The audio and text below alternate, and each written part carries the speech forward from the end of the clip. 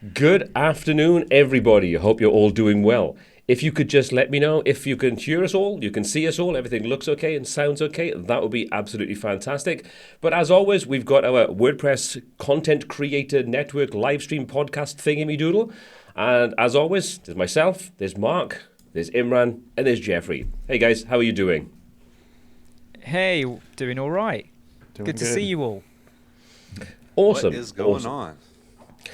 Well, I don't really know, but we're going to find out during this next hour. I'm sure there'll be some interesting topics, some strange shit going on, and some rambling. But other than that, so how's your week been so far then, guys? Anything exciting happened? Anything new and interesting on the horizon from a sort of technical point of view, from what you're interested in, WordPress, web design, anything like that? Anything interesting? No. Awesome. Well, that's it. So, thanks very much for joining us, everybody, and we'll see you again next month. Not business related, but our team's going to the Super Bowl here in Philadelphia Eagles. I know you guys don't watch American football, but yeah, big deal. Yeah. I'm a Detroit Lion fan, man, and I was hurting really bad, dude. I haven't watched a game. I haven't watched a game, dude, since the last Lions. I'm going to do a plug, Paul, if you don't mind.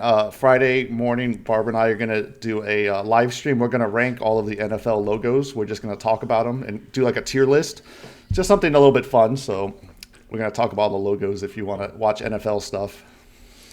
No problem at all. Anybody else want to do a quick plug before we move on? No. I'll take that as a no. It's either a very long pause here or it's like a real delay. So, okay. Now, we were talking about very, very briefly off camera was what's it called? Deep sea dive? No, what's the new AI thing called, Imran? Deep what? Deep Seek. Deep seek, that's it, yeah. Deep sick. Has anybody actually tried that? I mean, we all know that ChatGPT is by far the most prevalent, probably AI that most people know about. But I mean, have you tried it out yourself? Have you sort of like dabbled into it? Or anybody here dabbled into that new side of that new AI? So I'm going to be honest in that I really am going to struggle for time to really go in depth into it. But I did try and log on yesterday, but it kept saying you can't log on because the servers are maxed out. So obviously due to the popularity and it going viral, many people are hitting the server. But even if I really had time, I think I'm a little bit saturated in my head with so many AI tools, and I've decided that I like to use ChatGPT, so I would probably use that. And until someone convinces me that DeepSeek is like 1,000,000 times better and more efficient in what I can do, I don't know if I'm really going to delve into it, because I just use it for coding. You know, for snippets and doing something funky and getting ideas for posts and stuff like that. I'm not going to start creating a multi-million-dollar app or special program for everyone to use in the world. So, not used it yet. Is my answer. No, that's fair enough. I mean, Mark, Jeffrey, I mean, are you on the AI boat, or are you just sort of like it's okay, it's there in the background, you're not really that interested in it? What are your thoughts on AI in general and maybe, DeepSeek? The one thing that... Oh, you want to take this, Mark? No, you go. You go. All right. The one thing when it came out was NVIDIA dropped 17%.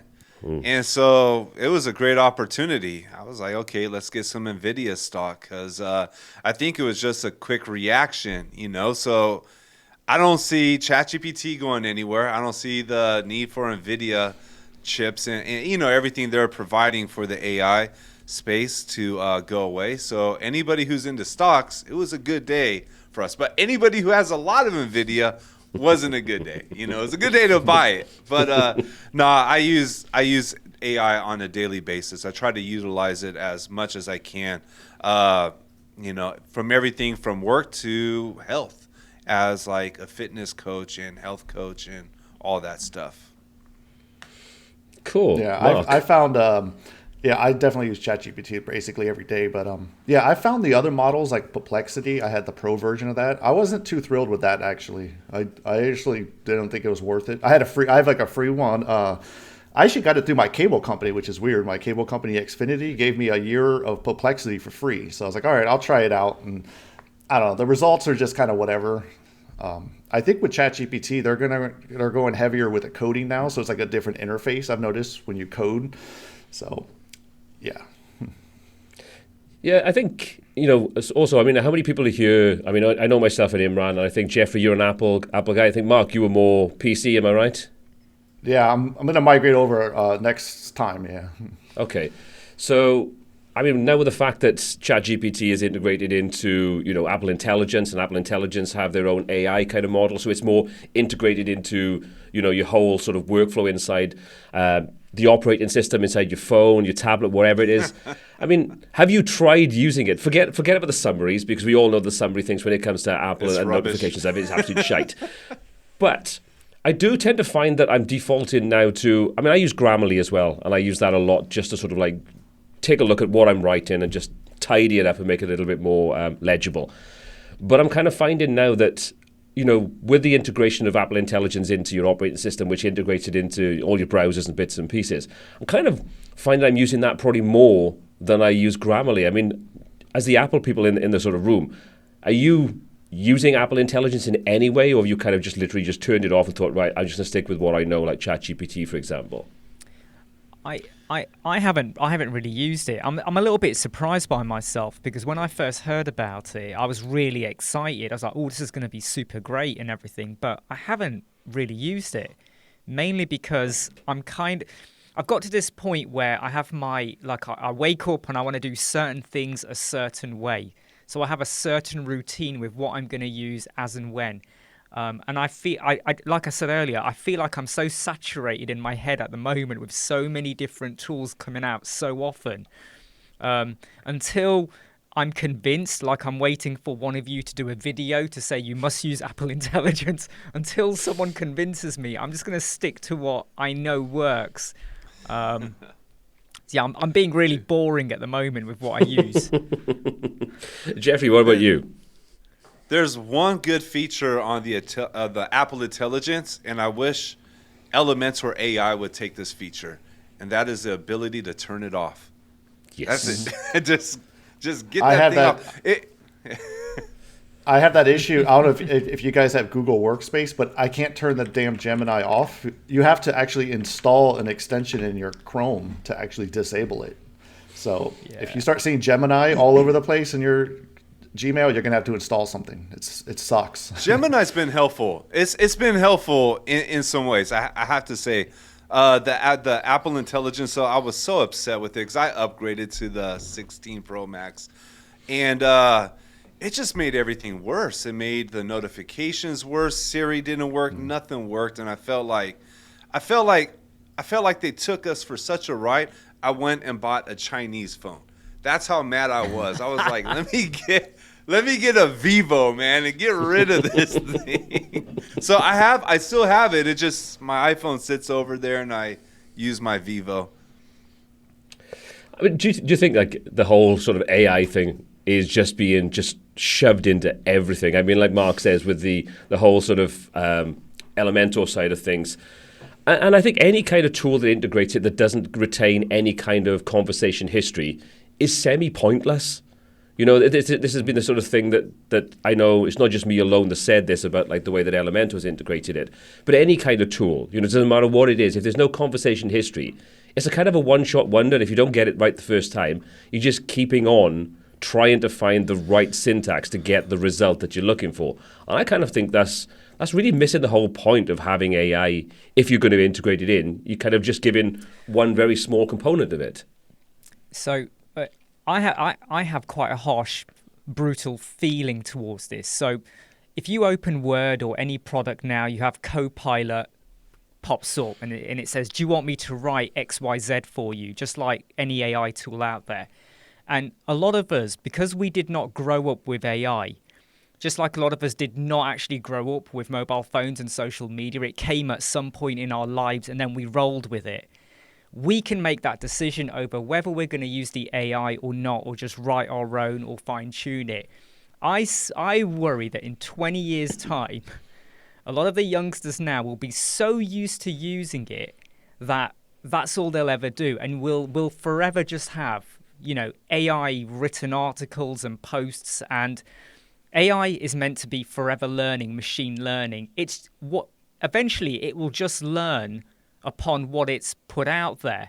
It won't have real human articles and stuff being written. And I just feel like I don't mind AI to a point, but I do feel like you're right. It is a little bit everywhere.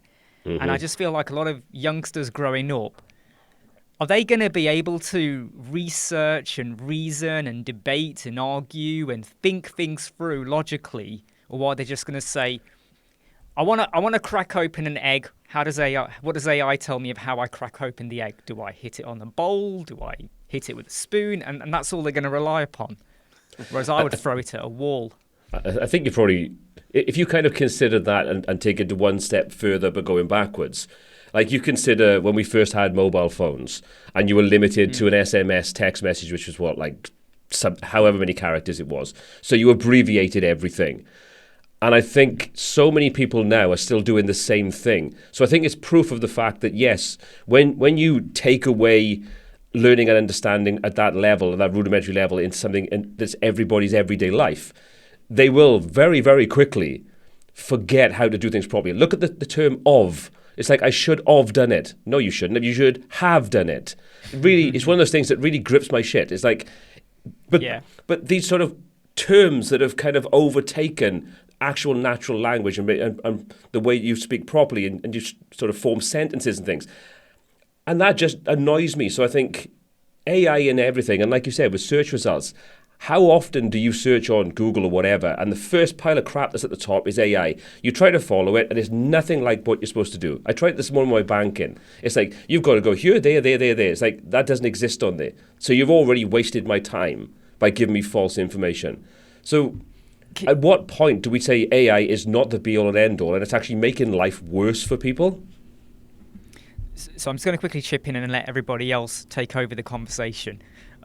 In that, the thing that really irks me, and it's a bit about the whole AI, is you will see this a lot on Facebook, right?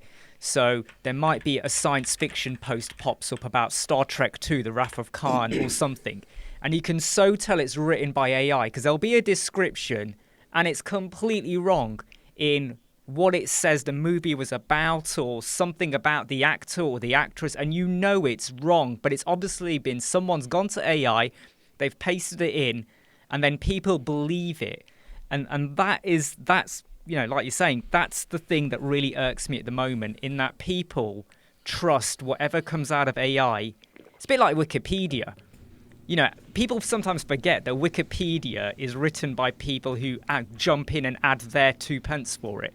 It might not all be factual, but a lot of AI at the minute is being taken for gospel. So if it says, you know, Arnold Schwarzenegger did this and this is where he came from, they believe it. They won't kind of fact check at the moment. So that's my worry, in that we're just going to end up in 20 years' time with people that are actually going to, you know, they're going to read a post and say, Paul Charlton actually knew what WordPress was. And they're going to believe it. No, this is not true. It's never going to happen. I will deny it to my grave. But I think to take this sort of the point you're saying there is that, doesn't that mean that people just lose the ability to reason? And I think 20 years is being generous. I'd say 2. Yeah. So I'm in the middle of doing something I've never done before. So here in the United States, our taxes are going to be due pretty soon. So I like to try to get it started early. I'm actually using ChatGPT this year to answer some questions I can't figure out, and I can't get the results on Google. So like, for example, if you're like a contractor and you take money through PayPal, now with the IRS and everything, you have to actually claim every like dollar that comes in. So there's like conflicts with forms. So I actually had to use ChatGPT this year to be like, what the hell do I do inside of TurboTax? And it's like telling me what to do. So I never thought in a million years I would have to use this, but that's definitely where it could shine, would be something like your taxes, because it's so goddamn complicated, you know. I just use an accountant. It's just far easier. It's just like, there you go, there's my accounts. There's everything you need. Figure the shit out for me and tell me what I got to pay. And I literally just did that, you know, the beginning of January. I wonder if they're using AI too. Who knows? As long as they give me the right figures to pay my tax, I don't care what they use it. That's all that matters to me. Jeffrey, what are your thoughts? I mean, It's going to be interesting, I think, in 10 years from now, once quantum computing starts coming out and we start combining the two of them. Right now, we're just in the beginning of something that we can't even really envision how big and how wild it's really going to get. But once you start going down that rabbit hole of quantum computing, seeing the possibilities, once you get that combined with AI, it's really going to go crazy. Right now, though, this is all just a gimmick stage. Like, I'm obsessing about a robot vacuum. And so I'm going through like all these YouTube videos on robot vacuums, which is the best one. And all these newer models have AI. Like, what the hell does a robot vacuum need AI? And it's like what you said, Paul, you know, like AI should be learning. That's the whole point of AI, that it learns. And if it's not learning, is it really AI? Mm-hmm. I think they're just slapping this on everything right now because it is great for profits, great for selling, a great selling point, marketing. And, you know, I think most of it is rubbish, but there are some things useful. And it's good for us to learn the useful stuff and learn how to use it. That's my take on it. Yeah, I think your Hoover does need AI, because when you're wasted on your sofa, Jeffrey, the Hoover's going to want to understand: do I leave it or do I dump him outside? So no, it's going to need something to work. Actually, what it's really there for, is that when the karaoke starts next door, that it knows well enough not to listen to what you've been saying and grab a knife off the kitchen table and go and cut the cord on that microphone. That's all I'm saying. It just needs to be conscious enough. The new one has arms that come out of it. It looked like a Star Wars droid. It has arms. Imagine that having AI and coming to life with a couple of those. And it actually does grab a knife at some point, you know, or... I know. Like, could you imagine you drop a knife and it's like, we pick it up and it's like, what do I do with this knife now? You know, and just rolling around with it. Like, okay. You see a shadow in the middle of the night of just this robot arm with a big knife coming out towards you in the bedroom. And they talk. Imagine it coming in. Jeff, remember what you called me? You know? You said I sucked at sucking. We'll see.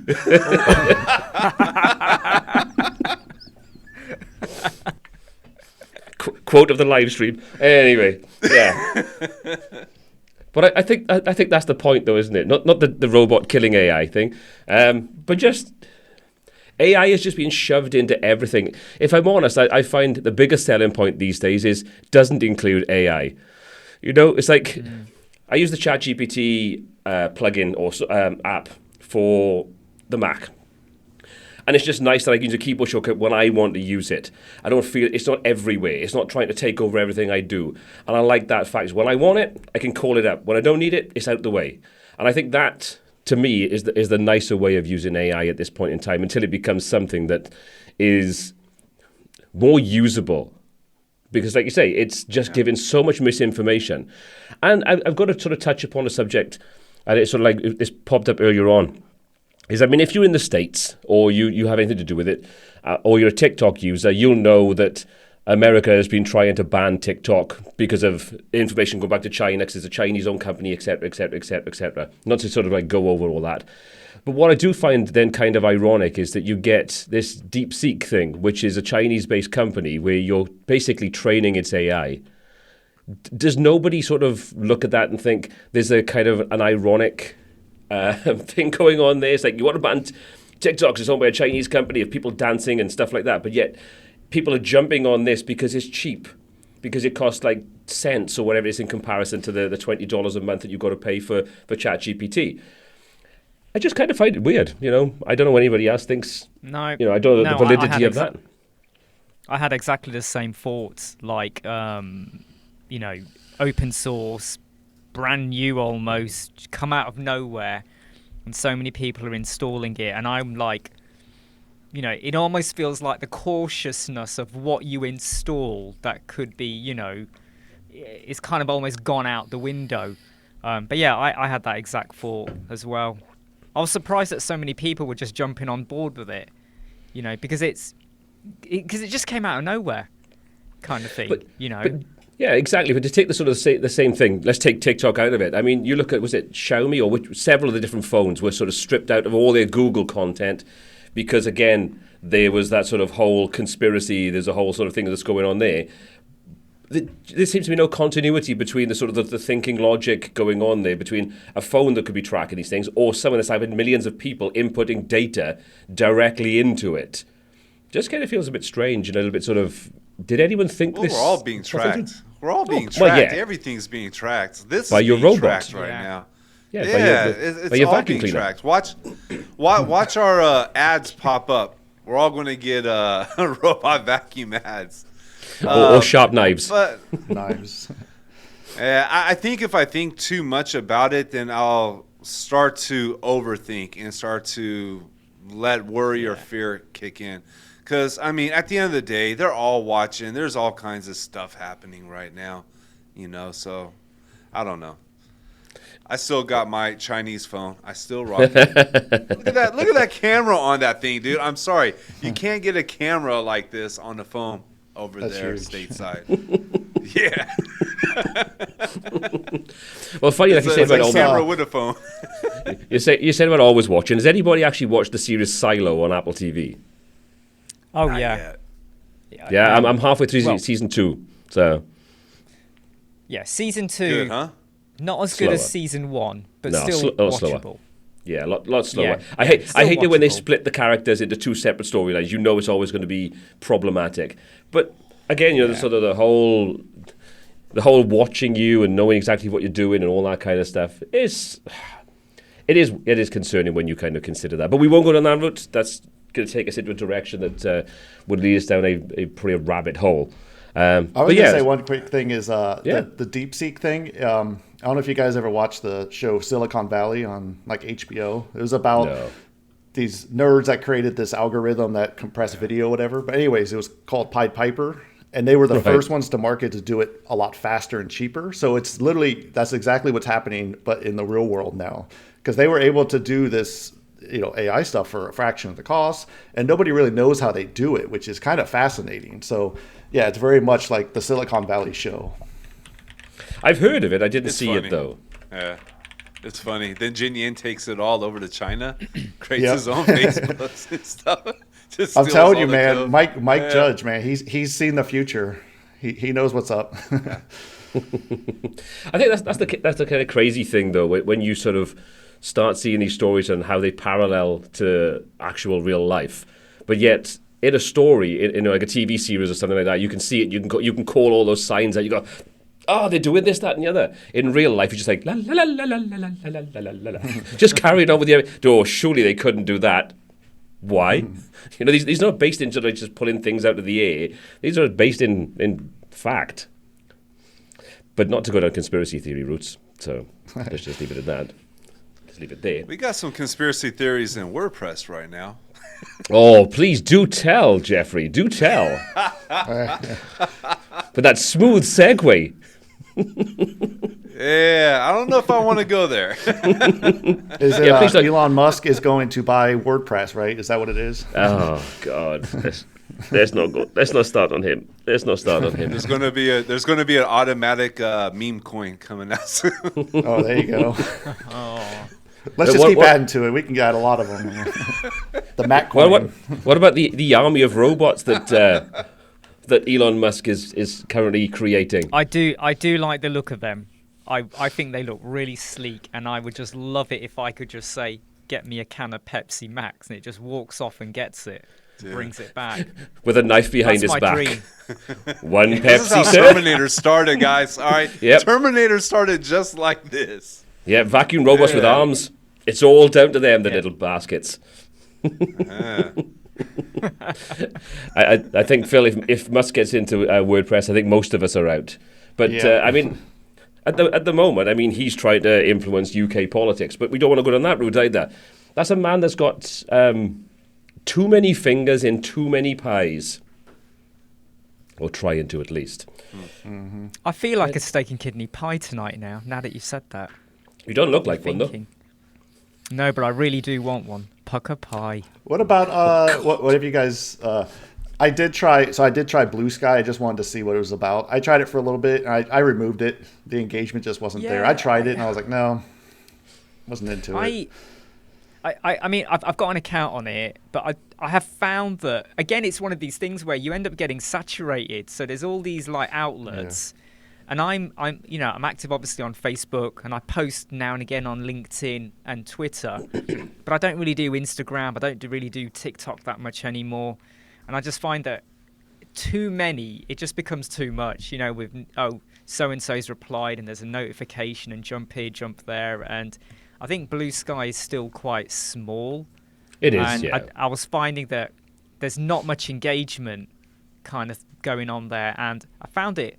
I don't want to say toxic, but I found that it was like a free for all for whatever you want. So I was like, I'll just stick to what I know, kind of thing at the moment.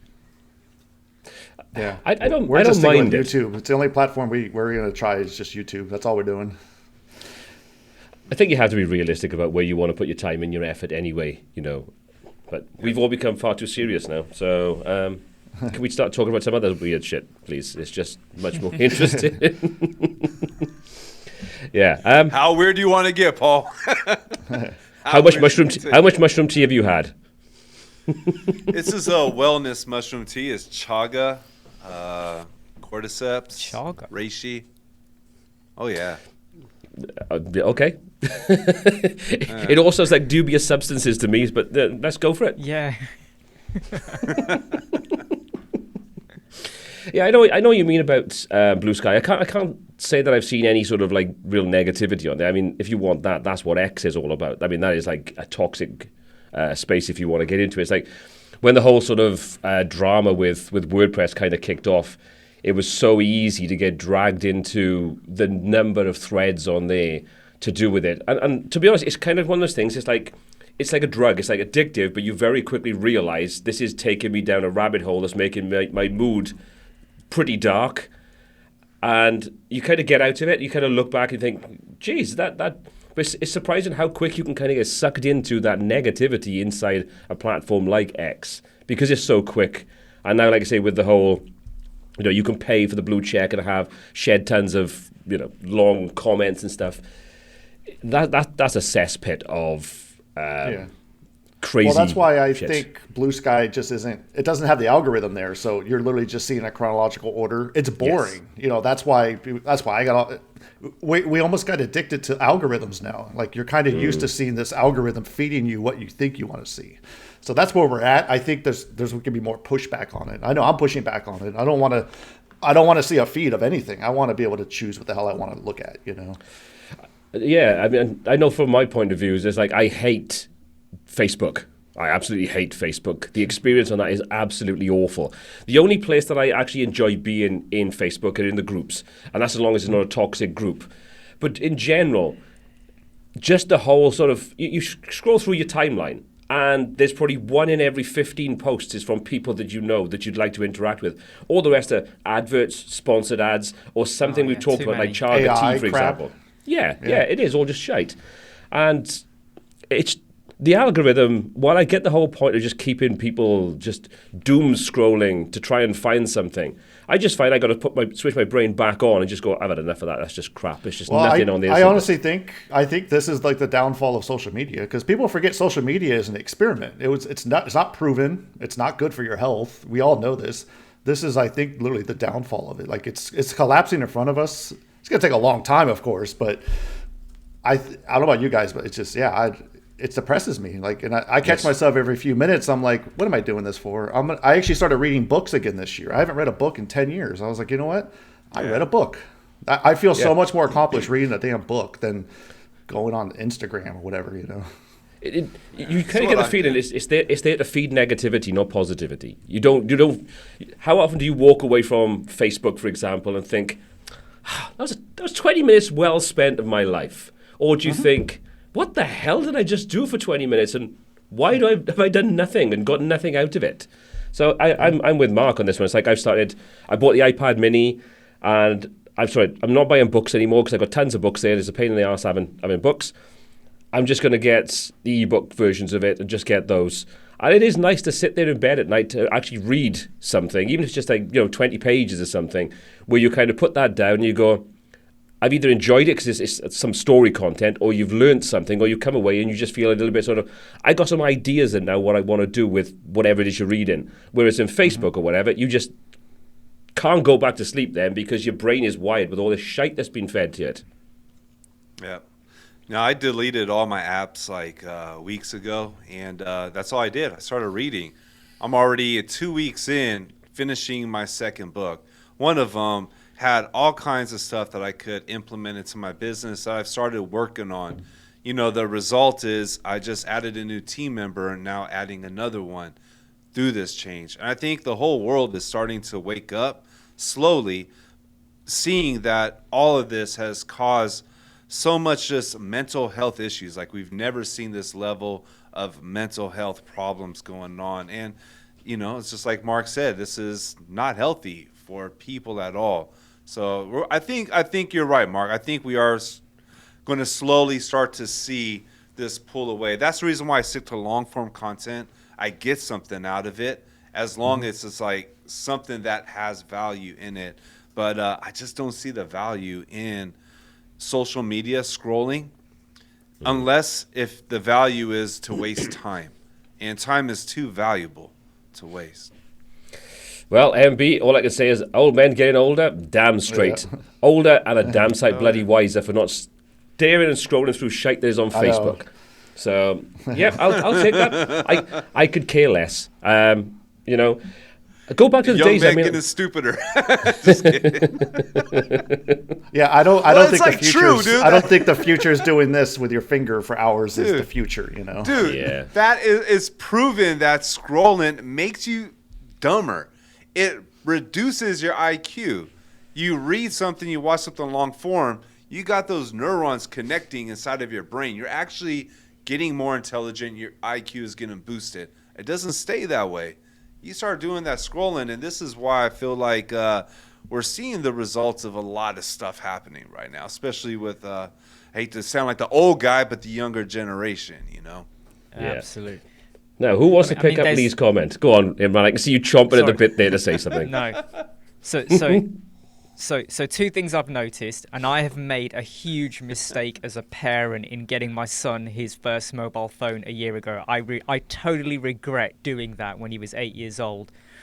So the mistake I made was letting him have that. And obviously him and his mates, they're watching YouTube shorts and videos and all sorts. The thing that really winds me up the most is like nearly every day he comes over to me and says, Dad, did you know XYZ happens? And did you know that this does that? And did you know that if you do that, this happens? And I'm like, no, son, this is all false. This is fake. This is someone making it up. And I really like what Jeffrey just said about it dumbs you down. Trust me, a lot of the kids these days are really flipping dumb at the moment about some of the stuff they come out with and believe. And I as a parent, if anyone out there, Paul, you've got a young one, drag it out as much as you can before you ever get them onto a phone or anything, because I'll tell you what, I totally regret that as a parent. Yeah. But let's just pick up on Lee's comment, because there's some validity in what he's saying there, but I think there's a difference between content creators, because you're creating content, and I'm talking about like in our niche. We're creating educational and informative content to help people improve their lives. We're not creating TikTok of us dancing to some stupid friggin' tune that gets 5 billion views because it's a 10-second video of someone dancing like a tit. Take your choice. It's up to you. Exactly. I don't consider. I don't know about you guys. I don't consider YouTube like a social media platform. I just create videos on here. If you watch them, you watch them. Yeah. If you don't, you don't. I disable comments. I don't care if you leave me a comment. Like, I don't. The social part isn't what I'm here for. I'm here to actually educate you. If it helps someone, that's good. So I don't know. To call things social media all the time is not always accurate, in my opinion. No. Exactly. Too many ads on YouTube too. Well, that's the whole point of paying for it. If you want YouTube for free, you have to have ads. Like it or lump it. I hated the ads, so I pay every single month to avoid having ads. It's up to you. You go whichever way you want. You want to watch TV programs, you pay for Netflix. You want the cheap ones with the adverts, go for that one. If you hate adverts, you pay for the full one. Unfortunately, life isn't free. You've got to pay some way. And, YouTube is a massive platform. So Did you hear what Paul. YouTube is doing? Is Preach.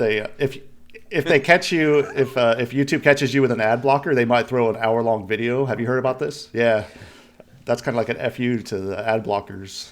Yeah, because they will actually, if you've got an ad blocker running as well, I mean, they've been doing it for a while now, they won't allow you to actually watch the video. It'll just stop and tell you, it's just a blank screen it.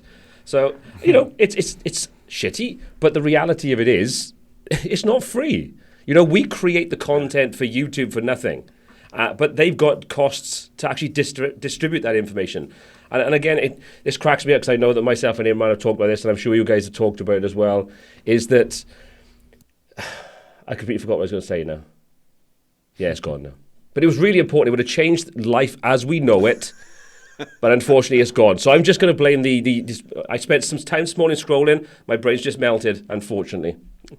So See, that's what happens when you sit on the toilet too long, scrolling for ideas. 50 minutes. Yeah. Then you get hemorrhoids and all that. Man, yeah. See, it's all a pain in the ass. It causes it's all a pain in the ass. Yeah, I heard something interesting on Think Media this week. The dude Sean on there, he was breaking down like the different type of content creators, and I thought it was interesting. He broke it down so you got like the educators and the specialists. Those are the ones who are teaching something and providing value, and then you have the influencers, and those are the people that are only providing entertainment and no value, like that you would take away from. So I think that when people like bring up social media, they automatically put everybody into the same basket instead of that clicking is lost my thought. Just kidding, man. It's triggering. I need to get one of those. You triggered me, my feelings, man. I'm important. Come on. Sub some more chaga tea, you'll be fine. Yeah. So yeah, you are, like I say, you are right. There are different kinds of content. There's educational content, which has an intrinsic value to help people learn more. But then there's also entertainment content. And I don't know about you guys. I mean, I literally probably watch 1% of normal TV. Everything else I watch is on YouTube. And even then, it's specific channel content that I watch, if I watch anything at all. So that's totally changed the way in which I consume media. That's the way it is. I mean, I don't know if you guys are the same. Do you watch your normal terrestrial TV, unless it's a specific thing, like a sports thing? No, just I think TV for me is more catching up on shows and series and things like that. I like to watch things that take me away from the real world. I want to be just like, I just want to watch something where I can forget all the troubles and problems I have and just believe I'm somewhere else and watching someone else's drama. But YouTube is very much what libraries were for me 30, 40 years ago, kind of thing. It's my learning zone. And I have to say, every morning I get a good 2 hours in while I'm doing a bit of work, and I'll have videos playing and I can listen and watch and, whatever. And it totally makes me who I am. It means I get to experience new things, try things out, and it's great. And one of the things I massively get annoyed with, and I'm not having a go at anyone who's in the live chat or anything out there, but the amount of people that ask questions on social media, in forums, as comments, whatever, and I just look at them and think, you could get the answer yourself if you went onto Google, if you read a blog post, an article, watched a YouTube video. There's so much out there for you. So when it comes to watching, I still watch TV, but yeah, YouTube is very much my go-to learning zone. I think there's two kinds of things that are like, it's like I want to learn new things. I think a day where you haven't learned something is a day that's been wasted. But you also want things that have you switch your brain off and you can just enjoy. Like, it's rare that I actually sit down and watch or binge watch something. But like I say, with Silo, for example, it's just nice sometimes to kind of take yourself out of that normal loop that you have, because you get sucked into it. You get sucked into the whole YouTube thing. And it's nice to kind of take yourself out of it. But yeah, I'm the same as Imran there. I like to either learn something or have certain things that don't try to push an agenda. They're just entertaining for entertainment's sake. And I like that kind of thing. I mean, What about you two guys? What about Jeffrey and Mark? What are your kind of things? Yeah, I mean, I'm 100%. Yeah, we watch YouTube most of the time. That's like the main thing. Yeah, watching like regular TV it's weird now. Like very awkward. Like I'm not used to having these weird commercials all the time, and yeah, it takes you out of it for sure. But yeah, we watch other YouTubers and stuff like that. Yeah, it's interesting because there's a whole other like topic of like a whole like parasocial relationship where people think that they know you because they watch your content. I find that very fascinating. That whole relationship that you think you have with creators. It's or not whatever you want to call it, not creators, but just people that create content. I don't know what the hell you want to call them, but yeah. Yeah. Actually, can I just quickly jump into? Can I just quickly jump into that? How well do people really know us? Because I've always found that, like when I used to work in my day job, when people saw me outside of the job on a night out or having a meal, they were like, "You are so different." And I'd be like, "Yeah, because I behave a certain way when I'm in the job, but when I'm outside, I'll behave a different way." And I sometimes feel like we have fun, we can be entertaining, we can have a joke and a laugh, but we also have to perform a certain way when we're providing content or producing videos. And I sometimes even wonder, like even with all of you, how are we really when we're not recording? What are we really like? And I can tell you now, I'm all over the place. I'm like a Muppet that's just been thrown in the air, and that's me in real life. I'm just like crazy, like manic animal. I'm like that. So, it is funny how people sometimes feel like they know us, but I always go, do they really know us? But then you could ask the question, does anybody really know anybody? I don't even know me. Yeah, but everyone's different in every different relationship, whether that's with your parents, whether it's with your partners, your friends, people you just know. But I think that's probably why something like this is fun, because we are a little bit more like the people that we are doing something like this. Whereas when you're doing the videos, you the crazy thing is, I'll take exactly what Imran said. You've released a couple of videos which are parts of your course, and you talk in a completely different way in there. You switched on Mr. Professional mode, and it's like, so if you click on this is what's going to happen. And the reason we're doing this, it's like, that's not Imran. Who the hell's that? It's just an AI voice. That's all that is. That is what someone said in the comments. They literally said, "You've used AI," and I went, "No, I just purposefully spoke slowly because I've been told I speak too fast." So, yeah, but you do change your voice, you do change your personality, depending upon what you're doing. If someone's paying you money, you want to give them as much value as possible, and a lot of that is how you present, how you structure the content. Whereas when it's given away for free, maybe you're a little bit less structured in some regards because you want to keep creating content, you want to feed that algorithm, and you will spend more time doing your courses and things.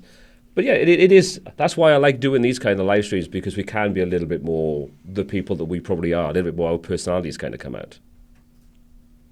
That's the reason why I like doing them. That, and also being able to just take the hat off and I keep my hat on, the serious hat off, and the let's speak properly and let's do this, and here's how you do this, that part, and just like kind of loosen up and keep it real, but then also connect with people as well. That's the best part of this. And you can only connect with people if you're being genuine and just being yourself. And then, connecting with you guys, it just clicked, just being who we are. And, yeah, man. That, and also, I do love the live streams to learn how to speak better, too. Like, you mentioned earlier about the English. My English is so broken. It's like, it's like, I don't even know where it came from. I think I grew up on East Coast hip-hop in Los Angeles around a bunch of essays and learned Spanglish. And like, just like it's all over the place. So like I'm having to relearn how to speak better. And, this is where reading comes in. But I love the live streams, being able to have this opportunity. Do you know what I would love to do? And I don't know how I would even go about doing this, is that in my old job, I used to do a lot of training events for analysts, health analysts and stuff, and presentations. and I'd have a room of 20 of them, and it wouldn't just be training them on what to click and how to use SQL. It would be actually engaging with them, and you have conversations and storytelling and good things, the bad, the ugly, how to do X, Y, Z. And sometimes I really miss that. I really miss that kind of classroom vibe. Because we do videos we're able to perfect it, aren't we? We're able to edit out all the mistakes and all the problems and, you know, when something goes wrong. But sometimes I miss that real life experience where it goes wrong, but you're able to laugh it off and you correct yourself or whatever. And you go, see, this is what you don't want to do because I was too quick and I rushed it. and I wish I could somehow get back into that whole real life classroom vibe where, and I know people say, but you could do a webinar, but that's still not the same. You want to be in a room with people where you can go high five to all of them, you know, because you managed to save your Word document. Yeah, you vibe off people, off the environment. I mean, I'm the same. I spent 10 years teaching, you know, adult education. So I was doing like 3 classes, 4 classes a day on all different kinds of topic from, you know, like you sort of word processing crap and all that, but like through photography, digital imaging, animation, all those kinds of things, web design and stuff. And that helps you hone your craft and learn how to explain things in a way that sitting in front of a camera, and you see this, and not to disrespect anybody, I'm not talking like specifically in the WordPress space, but you very quickly realize who is a natural born teacher and who can explain topics and subjects clearly in an understandable way to the ones that can't. And you very quickly pick up on that. And I think you learn that. I know myself and Dave, we both come from a similar background, but Dave was sort of like school level, so it's the younger children, whereas everything was like 16 plus for me. So I've taught everybody from 16 up to like 85, 90 years of age. And I think it helps you learn how to speak to people and how to engage with people that have totally different life experiences to what you do. How can someone, I was in my 20s when I was doing it, but in your 20s and you're educating someone that's 2 or 3 times your age that has way more life experience. So you have to learn how to be respectful of them and their skills and their understanding, and just learn how to actually convey the information that in a way that they can understand it. You know, it doesn't always work, but it does help you. It's a great apprenticeship to learn how to teach topics and subjects that are maybe above and beyond just parrot fashion. And I think that's what you see a lot of people do. They'll just go, click this, click this. Would you say like in person when you explain something to somebody and it clicks and they understand it, is that like the best feeling? Because I've never taught in person before. So yeah, I bet that's a cool feeling. Yeah. Because I like to try to explain things complicated, but it's one-sided. I don't know if the person on the other side of this video is like, oh, had that aha moment. It's like, oh, that's how you do it, you know? Yeah, it is. There is something incredibly satisfying. Apart from anything else, the other thing is that you can flip that a full sort of 180, is when people don't get what you're saying, you can see it written on their faces. So you can modify how you explain it. And you can go, okay, so maybe let's take a look at it a different way. You know, you can sort of like keep it really simple and smooth and so on. But when people then look and go like, I don't get it, but they don't want to say anything. I'm in a room with like 15 other people. I don't want to be that one person who goes, I don't understand it, Paul. But you can see the look on their face. You can see their reaction, their body language. And you can modify how you deliver that topic, that content, whatever it is. And then, like you say, when they do get it, it's like that, oh. And that's a really good feeling. I remember when I was in college, I did my degree was like a little bit of everything, like 3D, web, video. I remember the most complicated one was the 3D class because learning a 3D program. It's very difficult. And only 2 of us in the whole class kind of got it. It was me and some other guy. We were like, oh, that's how you do it. So yeah, sometimes you almost need just more time too. It's like they don't give you enough time in school to learn how to use 3D Studio Max in 12 weeks or whatever it was. You know, it takes longer than that. Yeah.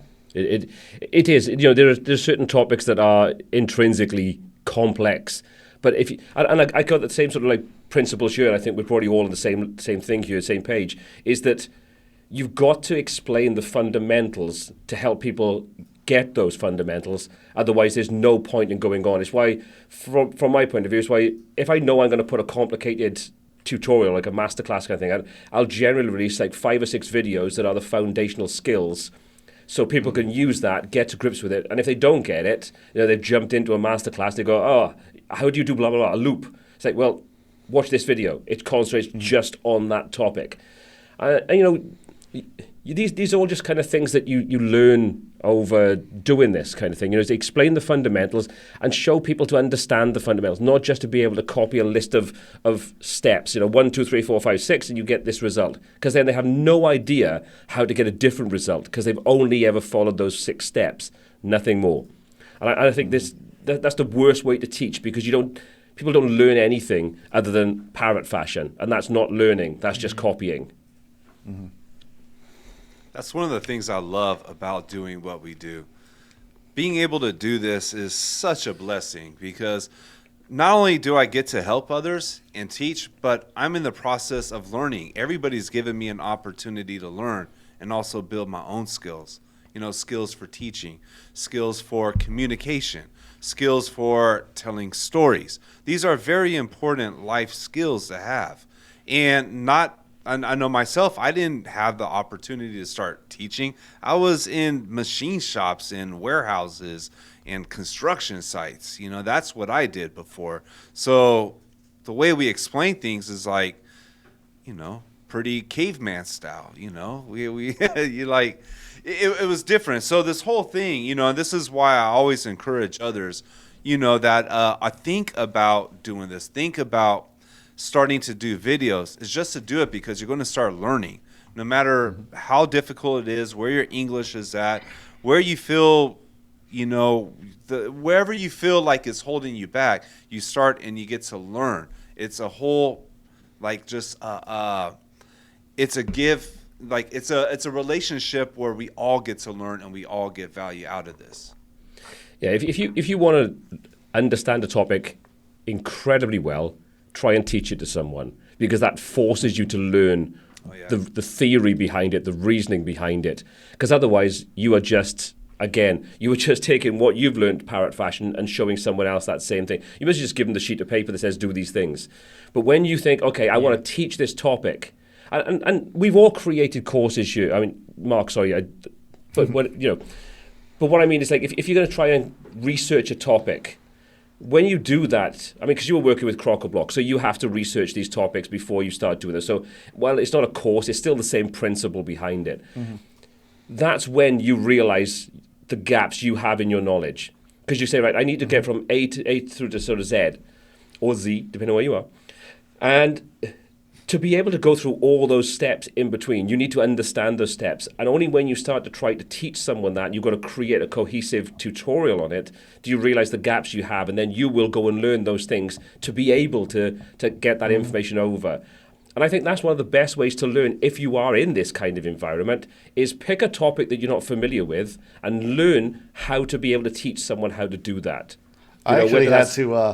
I had to learn some of the stuff, the gaps from your videos, actually. So it's kind of funny. I piggyback off of what you've done and do it in a different twist or whatever. Yeah. So that's what's cool. But you've got to learn it. But that's the thing. You've got, however you've picked that information up, whether you've learned it by doing it yourself or finding other people that have created content or written content or whatever, the net end result is that your knowledge is filled in. Those gaps where maybe you didn't understand or you didn't know that particular thing had to be done, you filled that gap in. No matter where you got it from, you've learned it, and that's the key thing here. And I think that's the beauty of having people like us on YouTube giving this content away so sort of freely, is that we have such an amazing resource of finding, if you don't learn it from me, and Imran's done a video on it, you might learn it from Imran's way or from Jeffrey's way.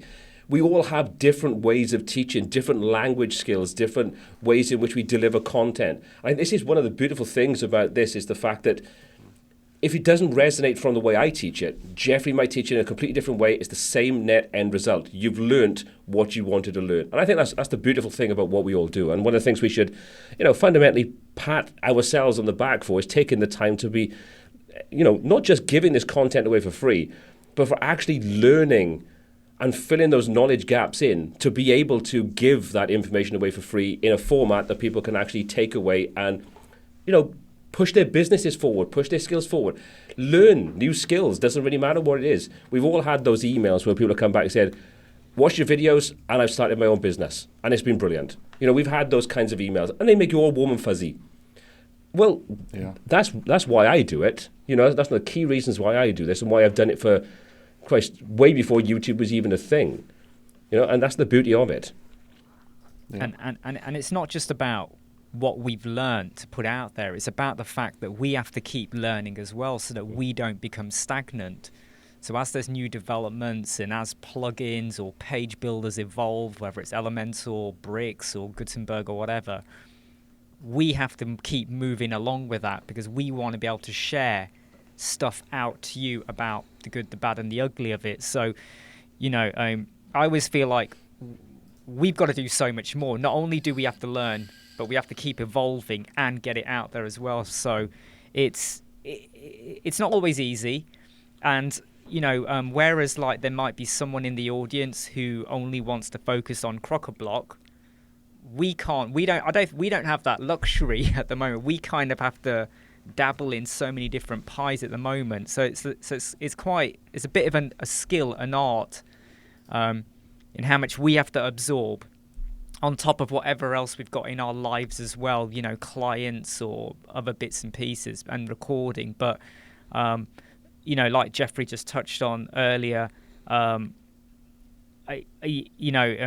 wish there was a way that I could really just showcase to people properly from start to finish how much effort goes into when we do record or release a 10-minute video, just for you to really understand the pain we go through. But there's one thing I will always kills me. There's one thing I will put on top of that. I would not change it for the world. I don't know about you guys, but no, you're right. I love it. No. I love learning. Yeah. I love absorbing new skills and showing other people how to do those things and get excited about it. 10 years I've been doing this, and I'm still as passionate as I was at the beginning. Absolutely. I completely agree with you on that. It's there's something satisfying about recording. Editing, not so much, but there is something satisfying about getting it out there. There is something quite nice about that. There is. Yeah. And I also think it's really nice that we have the ability to do this. Everybody sort of, when they sort of see content creators in the same niche, they all think, oh, they're competing with each other. And the reality of it is, we are. It's just we're all better than them. No, I'm just saying, just joking. But we've talked about this before. It's a kind of strange job to do, because you spend a lot of your time either sat in front of a screen learning, sat in front of a camera recording, or sat in front of a screen editing. That basically is the fundamental part of your working life. And I know Imran, and I'm sure you guys are the same. It's like your brain doesn't switch off. You get an idea, and the first thing you do is like, oh, that would make a great video, and then you start going down that rabbit hole. And there's a lot of reasons why this is kind of weird. So it's just great that we've got people like this group of people here and some of the other ones that are sort of also part of this that we can talk to. There's a lot to be said for having people that understand it, because your partner, while they might see what you do, they don't understand it, because it's a very, very strange thing. It's not like doing TV, for example, where you've got a room full of people producing and all those kinds of things. It is literally just you in a room talking to a camera or an iPad at this point in time with 4 faces on. You know what I mean? It's a kind of weird scenario. So I think it's just great that we've got like this group where we can do these live streams and have our chats behind the scenes and do different live streams where we kind of collaborate with each other, like say like Jeffrey and Mark and Barbara doing stuff and myself and Imran and that. It's just great. Yeah. It's great to be in this. If I look at my entire life and my entire work life, it's so wonderful to be in this moment where I am, where I'm really enjoying what I'm doing, and there is something about that bit. I get a bit wound up with clients sometimes. They can really annoy me sometimes. Like I got one at the moment who's really annoying me. But the whole video production and all of that, even the editing to an extent, it's a wonderful thing to get up and do that. And it's not a job that I don't just rely on YouTube or whatever. I have stocks and shares and other stuff and other investments, whatnot. I don't just have my finger in one pie. But it's a wonderful feeling, and I think a lot of other people out there could enjoy this feeling as well. Don't know if I made that make sense, but it's just a nice feeling. It doesn't always feel like a burden. No. I no. mean, I Other don't than feel, I don't feel, yeah. Other than talking to Mark Harris on a daily basis, that is a burden. So I hope he's watching. If not, you can catch it on I think replay. he's using AI. I think he's deep in his deep seek, deeping. It had to go downhill quickly. Jeffrey, what do you love about this job? Anything you used to like? Anything you're grateful for with it all? Man, imagine being able to just wake up doing what you want to do, choosing to do what you want to do, and that thing is just to provide value, to learn, to share, to help others, to see other people get this. That is the best. I just saw somebody in our Lightbox community today share an amazing win.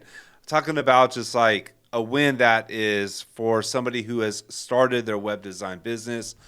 Couple years down the line, they land a project that is just like, you couldn't even imagine it when you start off. Seeing stuff like that happens, it just makes me want to stay here. It makes me want to go all in even more. Just today, I gave up a project. It was a project. It was locked in. It was good pay, good client. But I realized as that project is coming on, it's taking me away from doing what I love, creating content, being inside of the community. That is where I want to be at. I love it so much, I've even made some big changes inside of my life, changes in my diet, my fitness. I talked about how I changed how I spend time, no social media, reading more. And I read so that way I could learn, that way I could better myself and teach more.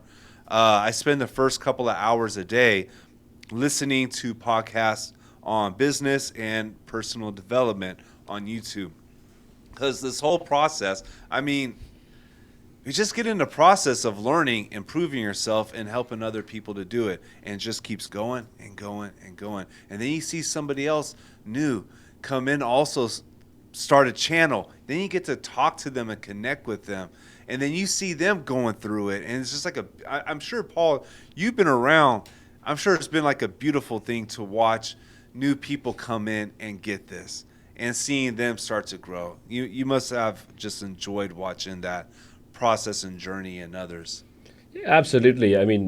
To be honest, like I say, with when I reached out and connected with you guys, well, how many, like 3-4 years ago now it probably was. It's just nice. I don't get the sort of whole competitive thing. I would much rather see that we all help each other improve in whatever way it is, whether that's getting more people to know about what you do, spreading the word, helping each other, becoming part of each other's communities and so on. Because like they say, a rising tide raises all boats, or whatever the hell it says. And it's great. Like Jimmy, the skating choreographer, he's just started doing video content on his own YouTube channel, covering things like Bricks Forge, for example, which is a very undercovered plugin, which is a great plugin. And for the same kind of way with the content creators, I love the developers that I kind of spoken to and kind of been involved with over the last couple of years. That's something that has definitely changed from my point of view, is speaking to developers, finding people that are incredibly passionate about what they do. Like Daniel behind Bricks Forge, you've got Maxim behind Advanced Themer and so on. They're really talented people that are really passionate about what they do, and they want to create the best product that they can create. And I love talking to people because I love seeing that passion. So yeah, it is great. And that's why, like I say, why I like doing these kinds of things, because I think all of us together at different points or different parts of our journey. And I think it's great that we all help each other out. It shouldn't be this exclusive, lock things behind a paywall. It's give everything out, because we all benefit. The community benefits. We benefit as people. All those things I think are beautiful things to kind of do. All sounds very meta and sort of, highbrow. But the reality of it is, it's just nice. It's just nice being part of a community of creators, as well as the wider community of people that are learning from what you do. And it's just great. Yeah. We need that help and support from each other. Yeah.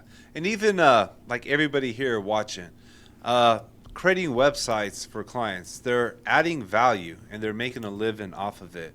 To be on this side of the coin where we're actually making a living off of providing value, it is a far better life than making ridiculous money by causing harm.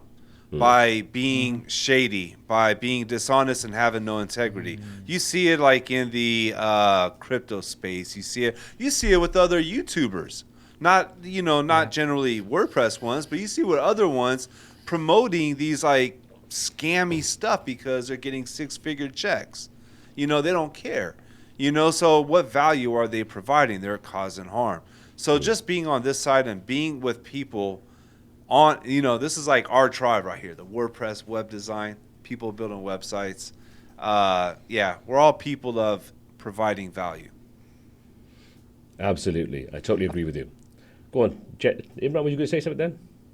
Yeah, I was just going to say that one thing I really like, and I wouldn't be engaging with any of you or any other people who do videos or whatnot or other content creators if I didn't like how genuine everyone is. We're transparent, we're honest, we're not trying to hard sell anything. And the thing that worries me the most is I'm seeing more and more a lot of people that are pushing products or services where it feels like a pyramid scheme. Get rich schemes, become an AI consultant. I'm not going to name names, but I have seen some people under Automatic and WordPress influence who, buy a course and I will teach you how to make $10,000 a month. And I get really wound up by the fact that we don't do that. We have courses, yes. We teach content and whatever's, we might have training guides, but we never say, come and learn bricks, come and learn Elementor or whatever, or SEO, and you're going to start earning $5,000 a week or a day. We're not falsifying anything. We're being honest. We want you to be successful and have a great, good life. But we're not gonna make you think that you buy this and you're going to earn loads. And I'm a little bit dismayed, again, without naming names, but I have seen a lot of courses popping up and things where it's pretty clear that people are trying to sell this gimmick. You're going to have a yacht and a Ferrari and a big mansion. But that's one thing I really like, about a lot of the people that Paul's brought together, a lot of the contacts I've made over time, and a lot of the people that, are followers and people we mix with. Jeffrey's going to say, actually. Link to my OnlyFans in the description. It's just a video of Jeffrey's hat on its own. That's what it is. A 24/7 camera on his hat. And my robot vacuum. With a knife. Ah! Yes. And I think... yeah, man. I think that's probably a good point to end today's live stream. So, yeah.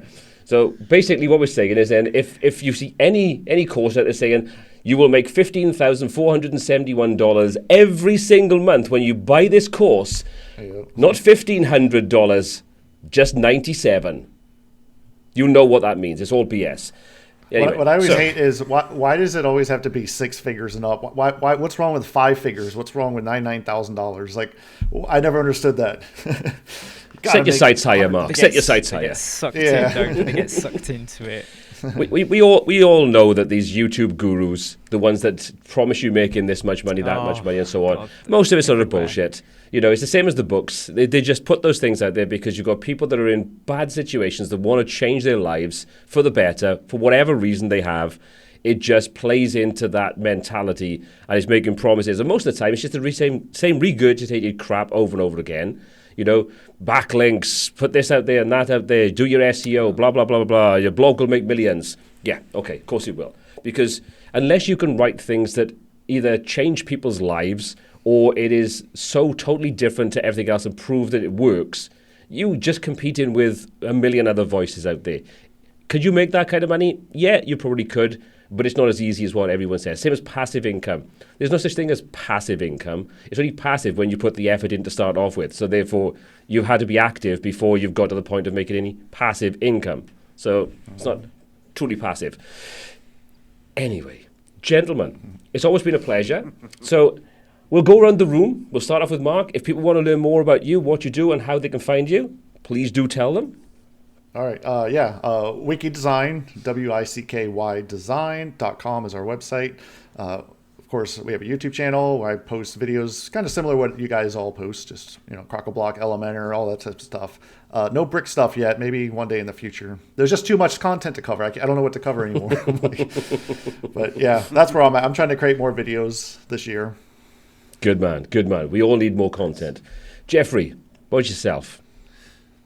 Yeah, you can find us at lightboxacademy.com. Just search in Lightbox Academy or Lightbox, Lytbox.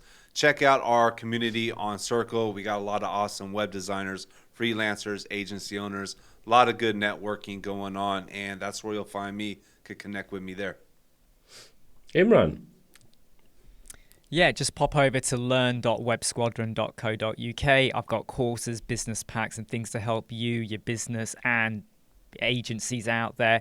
But also just do a search on YouTube for Web Squadron, and you will get annoyed by me because at the moment I'm trying to release a video every day, and so far I am releasing a video every day, so I am going to be annoying the life out of all of you for the rest of this year.